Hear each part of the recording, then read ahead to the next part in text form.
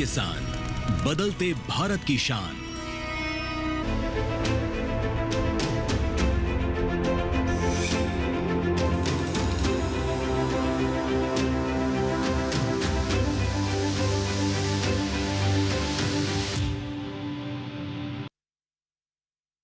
नमस्कार, आप देख रहे हैं दूरदर्शन किसान। मौसम खबर में आप सभी का स्वागत है। मैं हूं आपके साथ मोनालिसा। मौसम खबर में बताएंगे आपको आने वाले दिनों में कहां हो सकती है बारिश, कहां रहेगा मौसम साफ, पर्यटक स्थलों का कैसा रहेगा हाल और तापमान की क्या रही स्थिति। लेकिन सबसे पहले हम शुरुआत करेंगे बड़ी खबरों के साथ। जी हाँ, मौसम से जुड़ी हुई 5 बड़ी खबरें आपको बता दें। उसमें गांगे पश्चिम बंगाल की सबसे पहले बात करते हैं।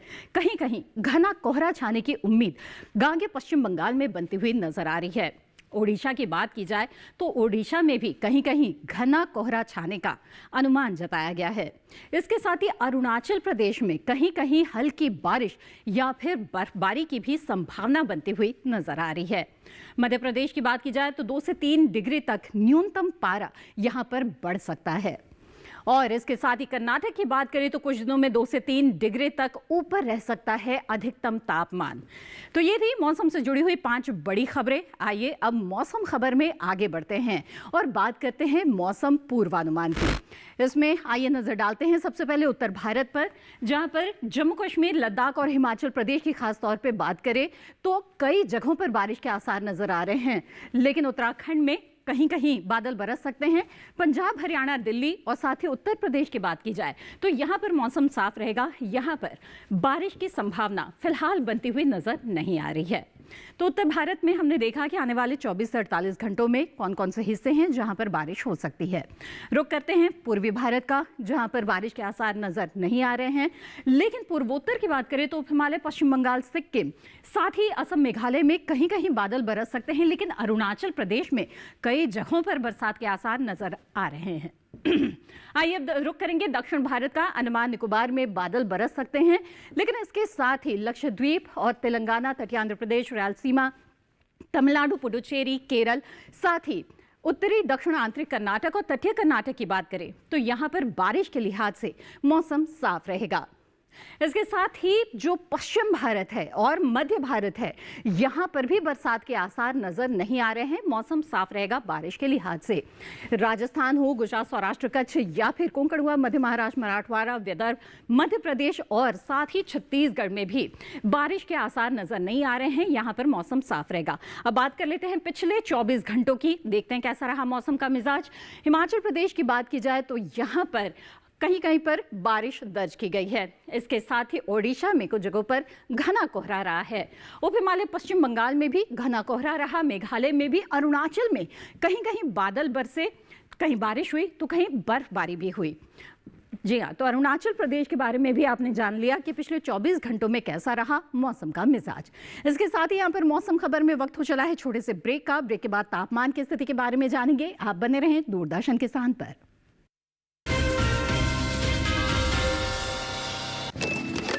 कब तक लंबी लाइनों में उम्र बिताइएगा? डिजिटल पेमेंट अपनाइए, चुटकी में हल पाइए।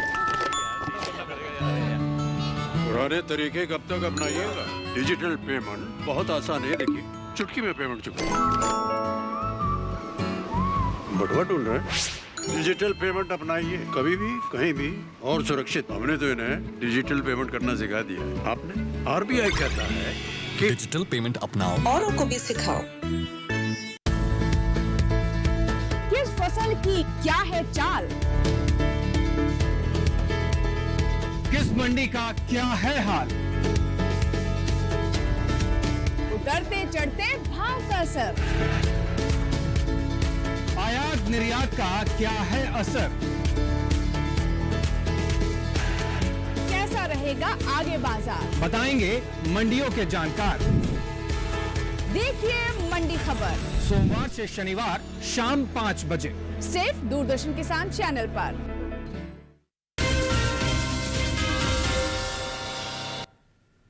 ब्रेक के बाद आप सभी का फिर से स्वागत है। आप देख रहे हैं मौसम खबर। आइए मौसम खबर में आगे बढ़ते हैं, जानते हैं तापमान के हाल के बारे में। जहां देश के अलग अलग हिस्सों में तापमान की क्या स्थिति चल रही है बताएंगे आपको इस सेगमेंट में। और ऐसे में शुरुआत करेंगे न्यूनतम तापमान से, जानेंगे कि किस तरह का उतार चढ़ाव इस वक्त देश के कुछ हिस्सों में तापमान में देखा जा रहा है। न्यूनतम तापमान में सबसे पहले जम्मू कश्मीर लद्दाख की बात कर लेते हैं। सामान्य से 1.6 से 3 डिग्री सेल्सियस ज्यादा न्यूनतम तापमान मापा गया, यानी कि जो रात का तापमान है यहाँ पर उसमें बढ़ोतरी दिख रही है।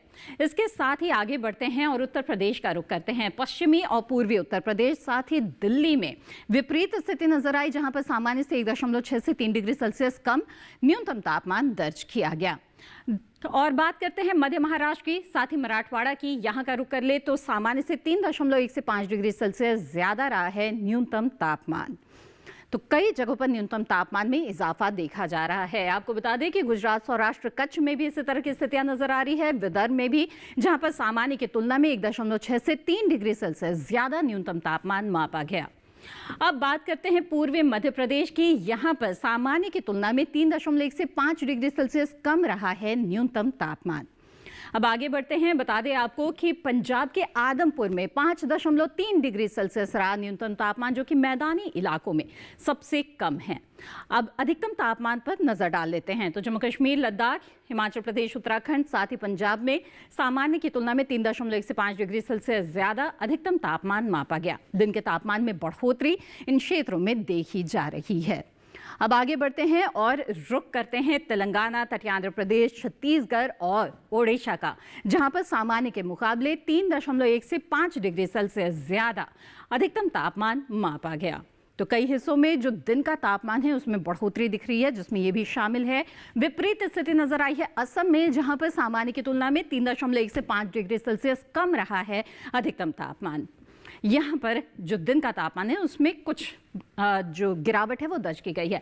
वहीं राजस्थान और गुजरात की बात करें तो सामान्य की तुलना में 3.1 से 5 डिग्री सेल्सियस ज्यादा अधिकतम तापमान इन इलाकों में भी देखा गया।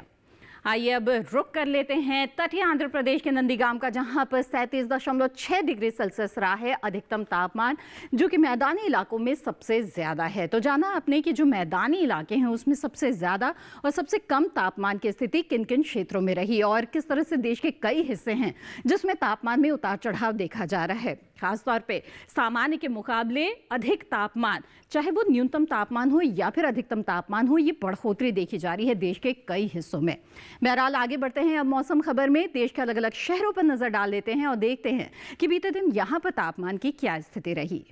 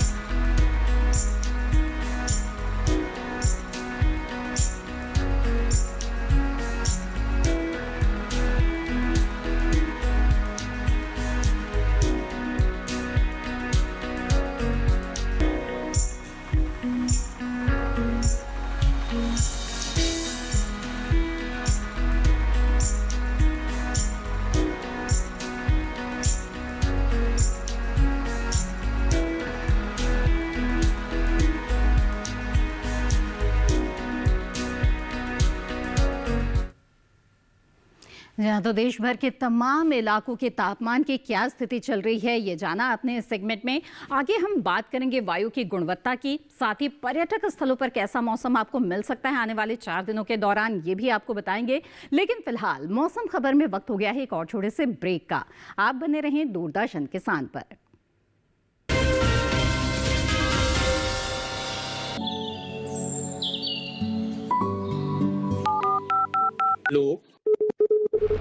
कार्यक्रम के पहले कॉलर जुड़ गए हैं। इस बीच हमारे पास कुछ ईमेल्स भी आए। सवाल पूछिए अपना। कैडेट में जो मतदान पैदा करेंगे इनमें कौन सी सावधानी बरतनी है? गर्म इलाकों के लिए आप HRM 99 इनसे आप कुछ फल ले सकते हैं। जैस्मीन के पेड़ पे जैस्मिन, फल निहाय। उसको पूरी खुली धूप चाहिए। फसल में कीट लगा हो या कोई बीमारी, पशुपालन में हो कोई दिक्कत या चाहिए कोई जानकारी, फोन उठाइए, नंबर मिलाइए और कहें हेलो किसान। सोमवार, बुधवार और शुक्रवार शाम 6 से 7 बजे सिर्फ डीडी किसान पर।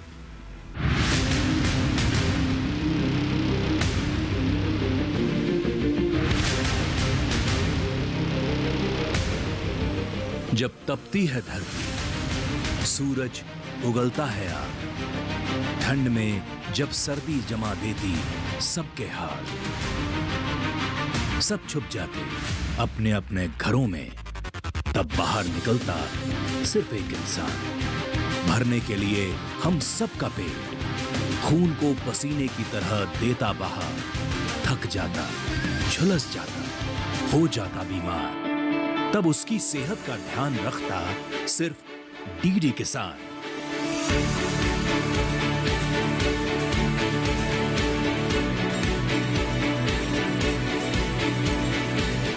देखिए स्वस्थ किसान शनिवार शाम 6 बजे लाइव सिर्फ दूरदर्शन किसान चैनल पर।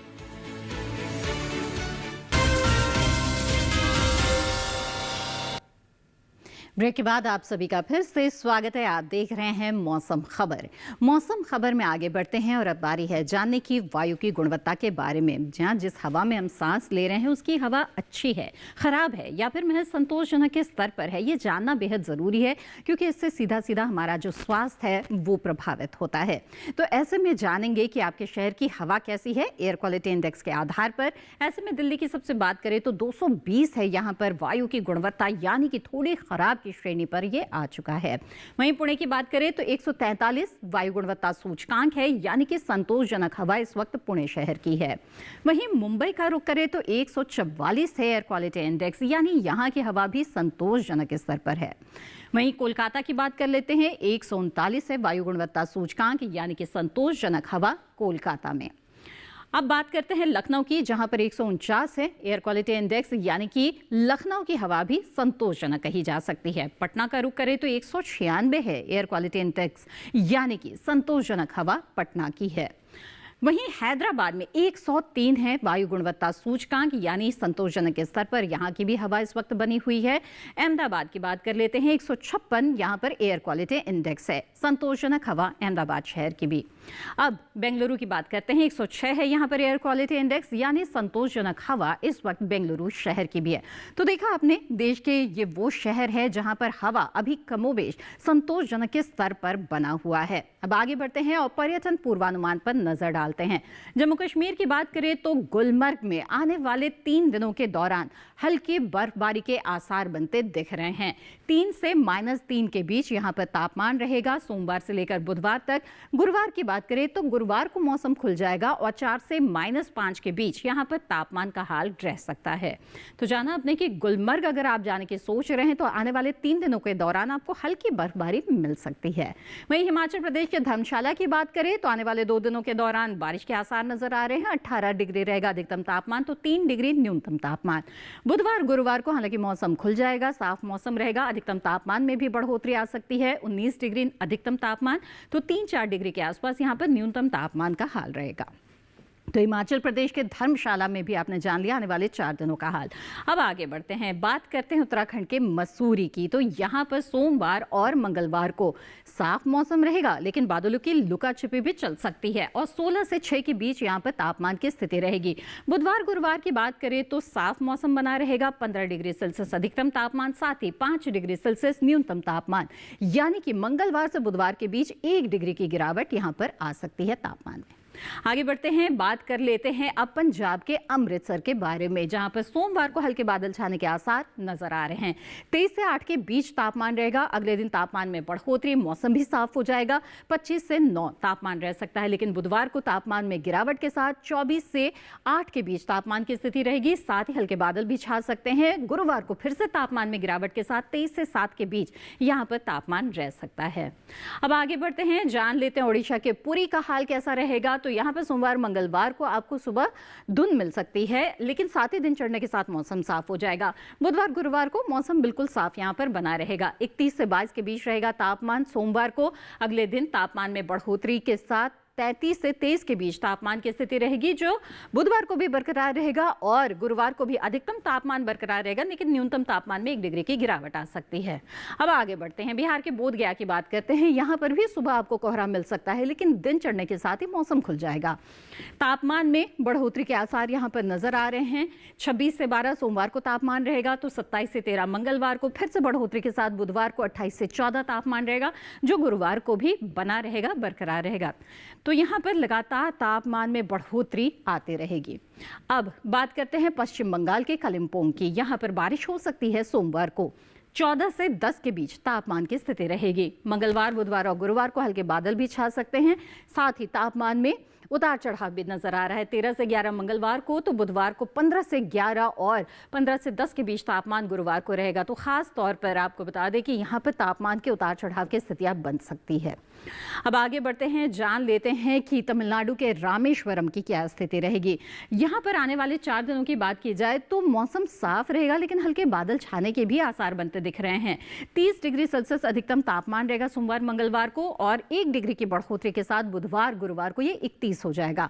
वहीं न्यूनतम तापमान की बात करें तो 25 डिग्री न्यूनतम तापमान लगातार यहाँ पर बना रहेगा। तो अधिकतम तापमान में हल्का उतार चढ़ाव है।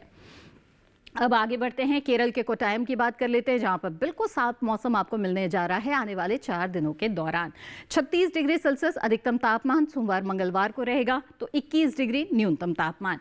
बुधवार को 1 डिग्री की बढ़ोतरी के साथ, माफ कीजिएगा, अधिकतम तापमान में 1 डिग्री की गिरावट है, लेकिन जो न्यूनतम तापमान है उसमें 1 डिग्री की बढ़ोतरी हो सकती है। 35 से 22 के बीच तापमान बुधवार गुरुवार को यहाँ पर बना रहेगा।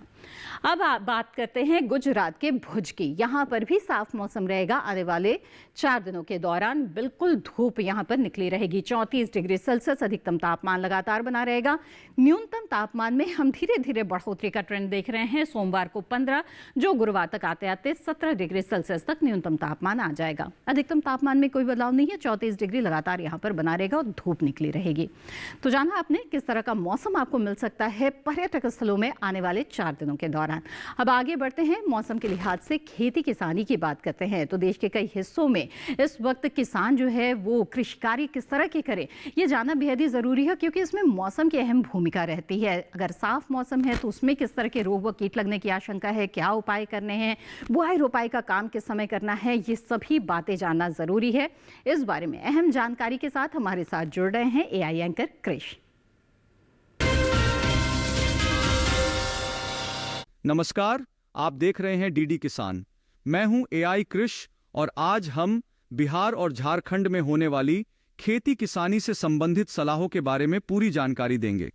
उत्तर पूर्वी बिहार के जलोढ़ इलाके में इस समय ग्रीष्मकालीन सब्जियों जैसे कद्दू, लौकी, खीरा और करेला की पौध नर्सरी के लिए पॉलीटनल में 1 मीटर चौड़ाई और 10 मीटर लंबाई की क्यारियां बनाकर तैयार करें। सब्जियों की बुवाई से पहले मिट्टी को कार्बेंडाजिम और मैनकोजेब को 2 ग्राम प्रति लीटर पानी में मिलाकर उपचारित करें। वहीं उत्तर पश्चिम बिहार के जलोढ़ इलाके में शुष्क मौसम को देखते हुए खड़ी फसलों में खरपतवार निकालना शुरू करें। इसके साथ ही यहां गन्ने की बुवाई के लिए खेत तैयार करें। उत्तर पश्चिम बिहार में ही अरहर में फूल लगने या फलियां बनने की अवस्था में फली छेदक कीटों का संक्रमण बढ़ सकता है। ऐसे में किसान इसकी निगरानी करते रहें और प्रकोप दिखाई दे तो कृषि विशेषज्ञों की सलाह से जरूरी दवाओं का छिड़काव करें। दक्षिणी बिहार में देर से बोई गई गेहूं की फसल में निराई गुड़ाई करें। यहां अगर फसल में जिंक की कमी के लक्षण दिखाई दें, यानी गेहूं के पौधों का रंग हल्का पीला हो जाए, तो 2.5 किलोग्राम जिंक सल्फेट, 1.25 किलोग्राम बुझा हुआ चूना और 12.5 किलोग्राम यूरिया को 500 लीटर पानी में मिलाकर प्रति हेक्टेयर 15 दिनों के अंतराल पर 2 बार छिड़काव करें। इसके साथ ही दक्षिणी बिहार में देर से बोई गई सरसों में कीटों की निगरानी करते रहें। वहीं पश्चिमी झारखंड के पठारी क्षेत्र में वर्तमान मौसम की स्थिति के कारण सरसों की फसल में कीटों का प्रकोप हो सकता है। अगर प्रकोप प्रारंभिक अवस्था में है तो पौधे के प्रभावित भागों को काटकर नष्ट कर दें, और अगर प्रकोप बढ़ता है तो कृषि विशेषज्ञों की सलाह से जरूरी दवाओं का छिड़काव करें। पश्चिमी झारखंड के पठारी क्षेत्र में ही 65 से 75 दिन की गेहूं की फसल में सिंचाई करें। इसी तरह कृषि और किसानों से जुड़ी हर महत्वपूर्ण जानकारी के लिए हमारे साथ जुड़े रहिए और देखते रहिए डीडी किसान। धन्यवाद कृष इस महत्वपूर्ण जानकारी के लिए। तो खास तौर पे बिहार और झारखंड के किसानों ने जाना कि इस वक्त वो किस तरह के समसामयिक कार्य कर सकते हैं, क्योंकि यहाँ पे जो मौसम है कमोबेश शुष्क बना हुआ है लगातार कई दिनों से। ऐसे में कई तरह के कृषि कार्य आप कर सकते हैं, जैसे कि अगर खेतों को खरपतवार से मुक्त रखना है तो आप यहाँ पर खरपतवार जो है वो हटाते रहें, निराई गुड़ाई करते रहें। इसके अलावा समय समय पर खेतों में सिंचाई करना भी बेहद ही ज़रूरी है। एक उचित नमी बनाकर रखना खेतों में जरूरी होता है। कई तरह के कीट व रोग की आशंका भी इस वक्त बन सकती है, तो अपने खेतों की निगरानी लगातार करते रहे ताकि जैसे ही आपको लक्षण नजर आए आप तुरंत विशेषज्ञ की सलाह ले सके और सही समय पर इसका उपाय कर सके, उपचार कर सके। तो कृषि विशेषज्ञों की सलाह से अगर आप खेती किसानी करेंगे तो निश्चित तौर पर आप अच्छी पैदावार ले पाएंगे। भारत मौसम विज्ञान विभाग पुणे के कृषि मौसम वैज्ञानिक डॉक्टर आशुतोष मिश्र की इस वक्त आपके लिए क्या सलाह है, आइए जान लेते हैं। तमिलनाडु में तिल एवं सिंचित मक्के की बुआई का कार्य जारी रख सकते हैं। धान की कटाई के बाद मूंग और उड़द की बुआई का कार्य भी किया सकता है। जम्मू और कश्मीर में गेहूं, सरसों, चना तथा मसूर में आवश्यकता अनुसार हल्की सिंचाई भी दी जा सकती है। प्याज एवं लहसुन में निराई गुड़ाई कार्य भी किया जा सकता है। खड़ी फसलों से जल निकासी की उचित व्यवस्था भी बनाए रखें। पंजाब में परिपक्व गन्ने की कटाई कार्य जारी रखें। सूरजमुखी एवं बसंतकालीन मक्के की बुआई का कार्य भी जारी रख सकते हैं। साथ ही आलू की रुपाई कार्य यथाशीघ्र पूर्ण कर लें। हरियाणा में मक्के की बुआई का कार्य किया जा सकता है। गेहूं की फसल में आवश्यकता अनुसार सिंचाई दी जा सकती है। साथ ही खरपतवार हटाने के लिए निराई और गुड़ाई कार्य भी कर सकते हैं। राजस्थान में सरसों की फसल में बीज पकने की अवस्था में हल्की सिंचाई भी दी जा सकती है। शुष्क मौसम और तापमान में वृद्धि को ध्यान में रखते हुए नए फलों के पौधों तथा सब्जियों में सिंचाई करके पर्याप्त नमी बनाए रखें। महाराष्ट्र में परिपक्व रबी ज्वार, अलसी इत्यादि की फसलों की कटाई का कार्य एवं हल्दी एवं अदरक की खुदाई कार्य कर सकते हैं। साथ ही ग्रीष्मकालीन मूंगफली तथा बाजरा की बुआई कार्य भी जारी रखा जा सकता है। गेहूं की फसल में दाने भरने की अवस्था में हल्की सिंचाई अवश्य प्रदान करें। पूर्वी विदर्भ में ग्रीष्मकालीन धान की रुपाई कार्य यथाशीघ्र पूर्ण कर लें। प्रतिरोपित धान में जल का स्तर 2 से 5 सेंटीमीटर के आसपास बनाए रखें। उत्तर प्रदेश में ग्रीष्मकालीन भिंडी एवं बसंतकालीन गन्ने की बुआई का कार्य कर सकते हैं। प्याज एवं टमाटर की रुपाई कार्य भी जारी रखा जा सकता है। गेहूं की फसल में भी आवश्यकता अनुसार दूसरी सिंचाई दी जा सकती है। बिहार में कद्दू, लौकी, ककड़ी इत्यादि की नर्सरी बुआई कर सकते हैं। देर से बोए गए गेहूं में निराई और गुड़ाई कार्य भी किया जा सकता है। जहाँ तो कृषि मौसम वैज्ञानिक से अभी आपने जाना कि देश के अलग अलग हिस्सों में किसानों ने जो विभिन्न फसलें ली हुई हैं वो अलग अलग अवस्थाओं में हैं, तो उनमें किस तरह के कृषि कार्य इस वक्त उन्हें करने चाहिए। आइए अब आगे बढ़ते हैं, आज की फसल की बात करते हैं। आज की फसल है शिमला मिर्च, जिसकी रुपाई का बिल्कुल उपयुक्त समय चल रहा है। शिमला मिर्च की व्यावसायिक खेती आपको काफ़ी लाभ दे सकती है क्योंकि अच्छी मांग रहती है ये लोगों के बीच में। और इसकी खेती के दौरान किन बातों का ध्यान रखें, कौन से वैज्ञानिक पद्धति को अपनाएं ताकि आपको अच्छी गुणवत्ता युक्त उपज मिले, इस जानकारी के लिए आइए देखते हैं ये रिपोर्ट।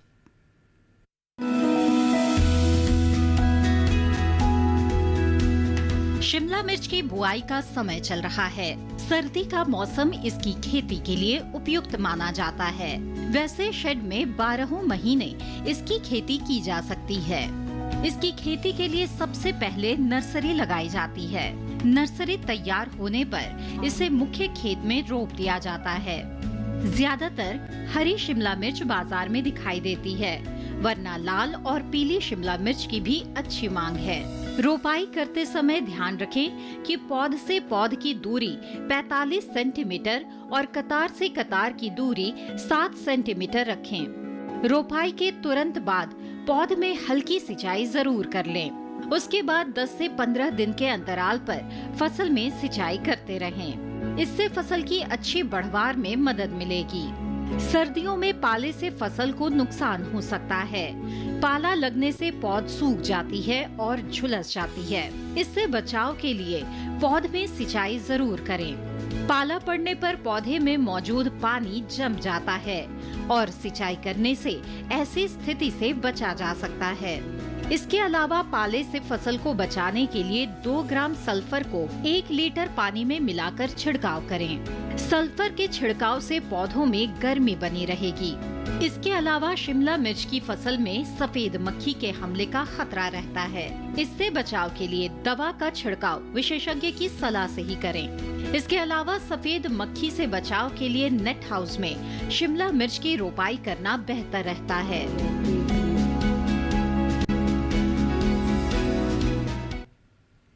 और इसी के साथ मौसम खबर में आज बस इतना ही। उम्मीद है मौसम खबर से आपको मदद मिल रही होगी। मौसम खबर को आप दूरदर्शन किसान के यूट्यूब चैनल पर भी देख सकते हैं और ये तमाम जानकारियां फिर से कभी भी हासिल कर सकते हैं। इसके लिए टीवी स्क्रीन पर दिखाए जा रहे QR कोड को स्कैन करें, आप सीधे हमारे यूट्यूब चैनल से जुड़ जाएंगे। मौसम का ताज़ा हाल और कृषि सलाह के साथ फिर होंगे हाजिर। तब तक के लिए दीजिए इजाजत।